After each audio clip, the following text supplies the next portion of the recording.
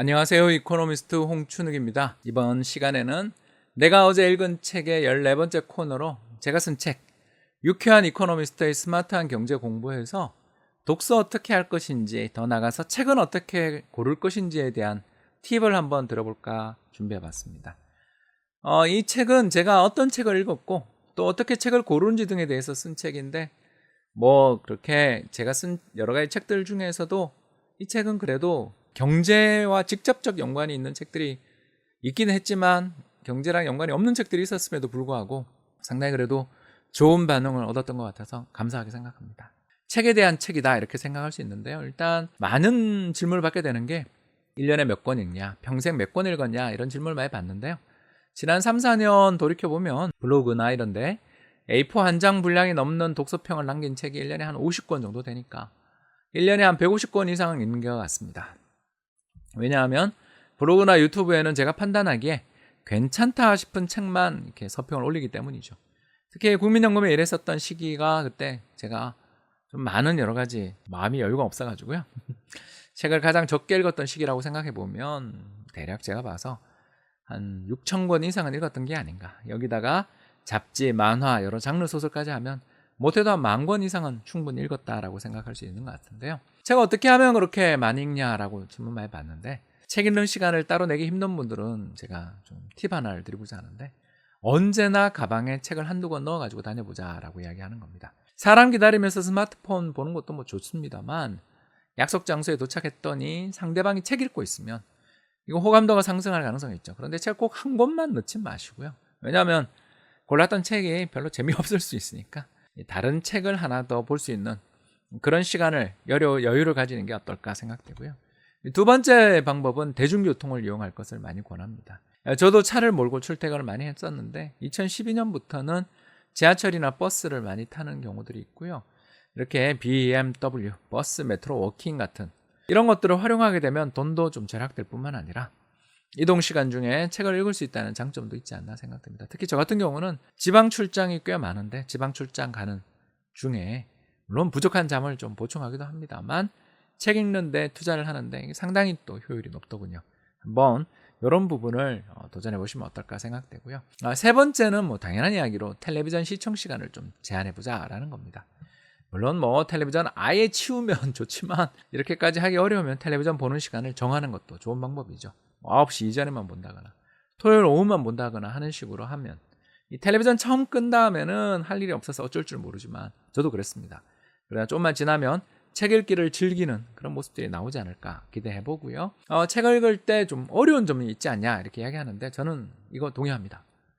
이 우리나라 관련 책들이 많이 나오고 가이드북도 많은데요. 너무 엄숙주의로 오르는 것 같아서 저 정말 이거 불만입니다. 고전이나 명사의 어떤 필독서로 꼽히는 책을 술술 읽을 수 있으면 얼마나 좋아요. 그건 저도 정말 못하겠더라고요. 이런 추천 서적들 어디서 나와서 읽어라 이런 거 하는 책들은 유명하지만 아무도 안 읽는 책의 범주에 속한다고 생각합니다. 저 이런 책들 제일 먼저 피해야 된다 이렇게 생각하고요. 어떻게 책을 골라야 되는가? 방법이 여러 가지 있겠지만 일단 베스트셀러를 너무 믿는 거는 좀 곤란하다 이렇게 생각됩니다. 베스트셀러는 크게 세 종류가 있는데요. 첫 번째는 이 성공하신 분, 그러니까 유명해서 책이 잘 팔리는 경우입니다. 그런데 유명한 분들의 책은 재밌습니다. 재밌는데요. 저는 근데 이게 우리 인생에 그렇게 도움된다는 생각이 잘 안 들 때가 많더라라는 거죠. 특히 사회에서 성공하신 분들이 이 저명 인사들이 낸 책에 제가 왜 동의를 잘 못하냐 하면 어떤 사람의 성공은 본인의 노력이나 능력보다 운의 많은 부분을 의지한다는 점을 사회생활하면서 너무너무 제가 많이 겪어서 이걸 모방하기가 너무 어렵더라. 이런 말씀을 좀 드리고 싶고요. 두 번째는 뭐냐면 대중매체에서 아주 화제가 되고 대대적으로 소개된 책이라는 것들 좋습니다. 이런 책들도 나쁜 책이 다다 이건 아닌데요.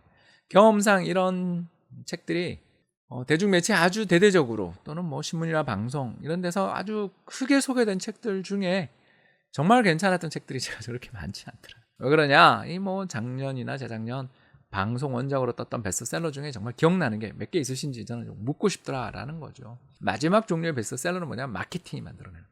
그죠? 아주 좋은 카피로 가슴을 다가오는 카피 하나로 가슴을 적시는 카피 이런 걸로 또 거기다가 많은 비용, 광고 이런 걸 통해서 만들어내는 성공물들인데 제 생각에 이런 책들의 대부분은 내용이 너무 단순해서 한두 가지의 근거, 주장만으로 이야기를 풀어나가는 경우가 많은데 세상에 그렇게 한두 가지로 설명될 것 같으면 제가 이코노미스트 하면서 이 고생을 왜 하겠습니까? 공부를 하면 할수록 세상은 매우 복잡한 곳이며 평면적 설명으로 설득되기에는 너무나 다양한 부분들의 유기적인 복합체다라는 것을 잊지 않았으면 좋겠다.